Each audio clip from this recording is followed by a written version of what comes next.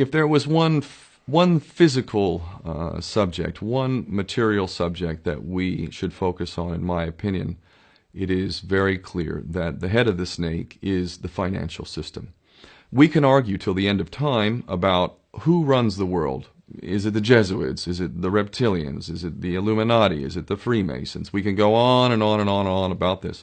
But I don't think it is reasonable to even begin arguing about the mechanism that is used to exert this control. The mechanism is finance. The whole point of finance is to indebt, otherwise to enslave. What is a mortgage?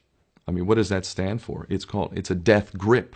So when you get a mortgage, you have a death grip held over you because you are in debt. You don't even own the house. The bank owns the house that loaned you the money to buy the house, unless you're fortunate enough to have all the money to buy it outright. And even then, you can be taxed by the government, and if you fail to keep up with those taxes, the government can then take it from you. The whole system is based on a financial fraud, which effectively takes the power that we have and it gives it to a tiny group of individuals who are running the world through the control of finance.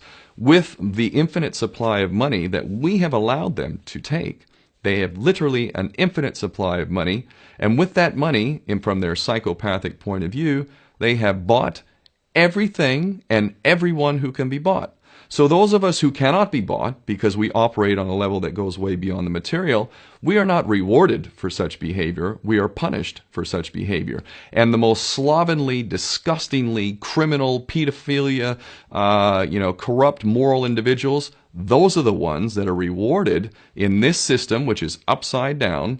We reward the pedophiles, we reward the corrupt, we reward the liars, we reward the people with no morals at all, and usually we compromise them under this system in terms of maybe a videotape. Maybe Barack Obama is gay. The we have videotape of him having sex with another man, or perhaps some other acts that may be not so popular amongst many of the electorate.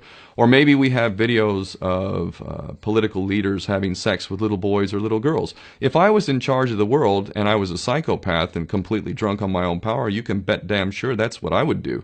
I wouldn't allow anyone in a position of power who wasn't completely compromised.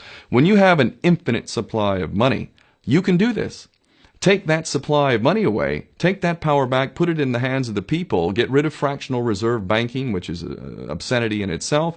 Listen to the lessons of Jesus Christ. If you're a Christian who got really pissed off when he went to the temple and he saw what the money changers were doing, let's take back control of the issuance of money, and not just on a national level. I'm happy to see in Denmark that you have your own currency, you don't have the euro, but on every country's level, they should be issuing their own currency in a transparent, non-usury based way in which it really, truly benefits the people. And in that way, we can literally free ourselves of the banking debt which is drowning us all, and we can stop scrambling for the crumbs from the table of these filthy rich psychopaths and live in a state of abundance just by changing this one thing. And I'm not just talking about abundance for Western nations who have an artificially inflated value with their currencies. We all in the West are guilty of having that reward while the rest of the world is sucking on it.